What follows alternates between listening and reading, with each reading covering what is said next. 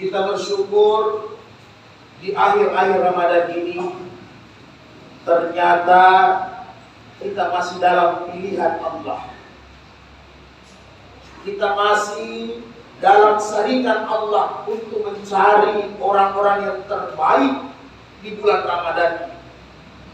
Harapan dan doa kita bersama, insya Allah sampai akhir Ramadan kitalah orang-orang yang dipilih bertakwa oleh Allah Ta'ala. Maka di akhir Ramadan ini tentunya saya mengajak kepada diri saya dan kita semua agar kembali menambah kesungguhan, kembali semangat, karena di akhir-akhir Ramadan inilah tantangannya sangat besar. Di akhir-akhir Ramadan inilah godaannya begitu besar. Maka mudah-mudahan sebagaimana semangat kita awal menjalankan ibadah puasa, bahkan sebelum datangnya Ramadan, semangat kita berapi-api. Ahlan wa sahlan, marhaban ya Ramadan. Maka begini juga semangat kita di akhir Ramadan yang mesti kita tanamkan. Karena Ramadan ini yang dibutuhkan adalah kestabilan. Mulai dari garis start sampai garis finish, kita tetap stabil, tidak kurang.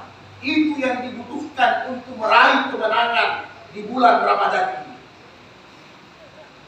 Dengan berbagai macam problematika, masalah, segala macam urusan-urusan yang kita hadapi, khususnya di akhir-akhir Ramadan ini. Mudah-mudahan kita bisa sempurnakan ibadah puasa dengan sebaik-baiknya. Maka masih ada lagi ibadah yang dianjurkan, yang sangat diperintahkan Nabi, jangan sampai kita lupakan di akhir Ramadan, yaitu menyempurnakan ibadah puasa dengan zakat fitrah maupun dengan zakat mal yang selama ini telah kita dapatkan nikmat Allah begitu banyak kepada kita sekalian. Maka Rasulullah menjelaskan dalam hadis-hadis sahihnya, Abu Sa'id, Ibnu Umar, Ibnu Abbas dan yang lain-lain, kata Rasulullah, farada Rasulullah sallallahu alaihi wasallam an zakat al-fitrah sya'an min ta'amin. Rasulullah memerintahkan untuk mengeluarkan di akhir puasa, yaitu zakat fitrah. Tidak banyak yang diperintahkan. Satu syah min ta'amin, dari makanan pokok yang kita makan setiap hari. Maka Abu Sa'id berkata, wa kana ta'amuna fi ahdi Rasulillah sallallahu alaihi wasallam. Maka kami di zaman Nabi mempunyai makanan pokok kurang lebih 4 macam, kata Abu Sa'id. At-tamru, yaitu korma, syair, gandum, zabib, anggur kering, atau al-qaid, mentega atau keju. Itu yang kami konsumsi sebagai makanan pokok di zaman Nabi sallallahu alaihi wasallam. Dan semua kaum muslimin dan muslimat wajib mengeluarkan zakat fitrah. Sagir wal kabir, kata Nabi, zakar wal unsa, al-abdi wal hurri, anak kecil maupun orang dewasa, laki-laki maupun perempuan, orang yang masih dalam perbudakan ketika masih di zaman Nabi, maupun orang yang bebas merdeka, wajib untuk mengeluarkan zakat fitrah tanpa terkecuali.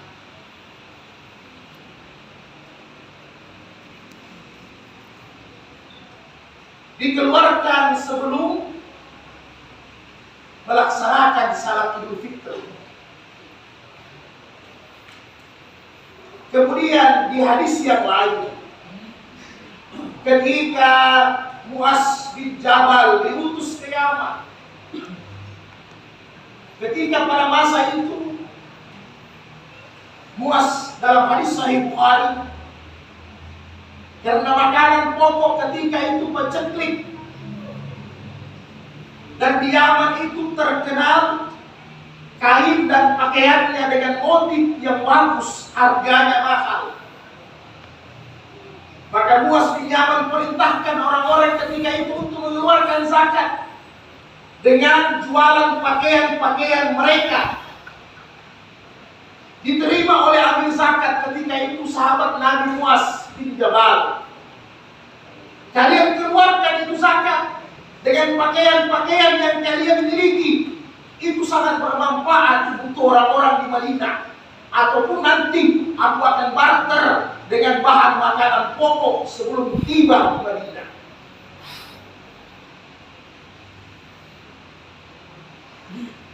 Maka saudara mengeluarkan zakat fitrah. Sepakat ijma' jumhur ulama dengan perkembangan zaman di masa ini, boleh mengeluarkan dalam bentuk makanan pokok, boleh juga mengeluarkan dalam bentuk senilai makanan itu. Imam Abu Hanifah rahimahullah, Imam Bukhari, Abu Yusuf rahimahullah mengatakan bahwa aku suka mengeluarkan bahan makanan pokok. Tetapi di tempatku, kata Abu Hanifah, ketika transaksi uang sudah ada, aku sangat suka mengeluarkannya dengan uang, karena sesuai dengan kebutuhan fakir miskin, mereka bisa memilih mana yang mereka butuhkan saat Idul Fitri. Inilah menjadi dasar Imam Abu Hanifah dengan beberapa ulama membolehkan zakat fitrah dikonversi dengan jumlah uang. Dengan dasar satu ayat Al-Quran di Ali Imran, lan tanalu birra hatta tunfiqu mimma tuhibbun. Kata Imam Abu Hanifah, kalian tidak sempurna keimanannya sebelum mengeluarkan zakat sedekah dari sesuatu yang paling berharga bagi kalian. Maka kata Abu Hanifah, yang paling berharga di zaman saya adalah uang. Segala-galanya bisa dibeli dengan bentuk uang. Sehingga jumhur sepakat, baik dengan makanan pokok maupun uang, zakat fitrahnya sah. Adapun dasar dari hadis Abu Sa'id, kami mengeluarkan makanan pokok di zaman Nabi. Maka kata Abu Yusuf dan Imam Bukhari, di zaman Nabi belum ada transaksi uang yang resmi di zaman Nabi. Ekonomi yang ada di zaman Nabi adalah ekonomi barter. Beras ditukar dengan beras, korma ditukar dengan korma, bilhut dengan bilhut, garam dengan garam, sair dengan makanan yang lain. Yang ada transaksi adalah transaksi barter. Belum ada resmi tukar uang secara uang di zaman Nabi. Apakah di zaman Nabi sudah ada dirham dengan dinar? Sudah ada.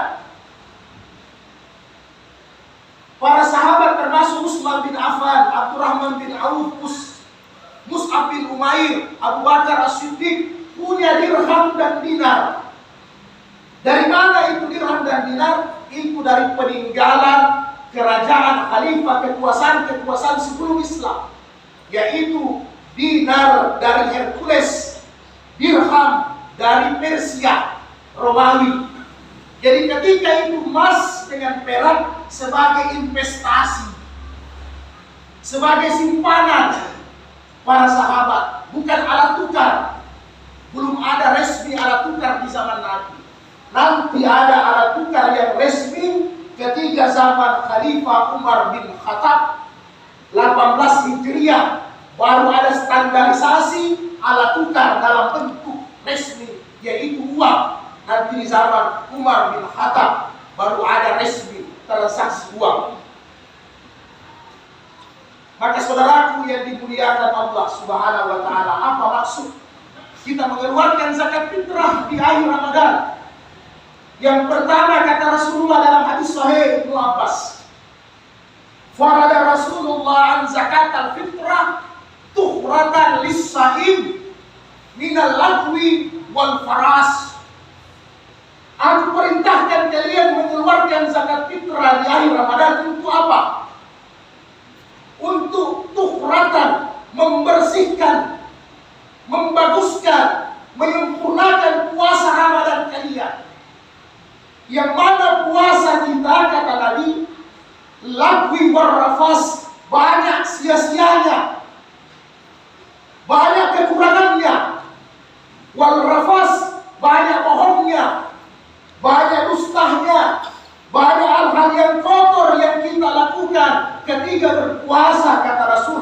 Dan itu susah untuk kita hindari, saudara. Maka dengan mengeluarkan zakat fitrah di akhir Ramadan akan membersihkan, menyempurnakan puasa kalian dari hal-hal yang sia-sia dan hal yang kotor yang kalian buat di bulan Ramadan. Yang kedua, maksud zakat fitrah dikeluarkan agar supaya semua kaum muslimin dan muslimat sebelum pergi berhari raya berlebaran, mereka bergembira. Sebelum pergi salat Idul Fitri, makan dulu. Itu yang diperintahkan Nabi. Sebelum Idul Fitri harus makan dulu, sebagai pembeda bahwa hari ini tidak ada lagi puasa Ramadan. Secara harfiah, Idul Fitri artinya dalam bahasa Arab kembali makan pagi, kembali sarapan. Itu artinya Idul Fitri secara bahasa. Id kita kembali, Fitri itu futur, makan pagi. Jadi tujuannya kita mengeluarkan zakat fitrah supaya sebelum salat Id semua orang makan, semua orang bergembira. Jangan ada orang yang tidak makan, jangan ada orang yang bersedih, jangan ada orang miskin yang tidak punya apa-apa di hari raya.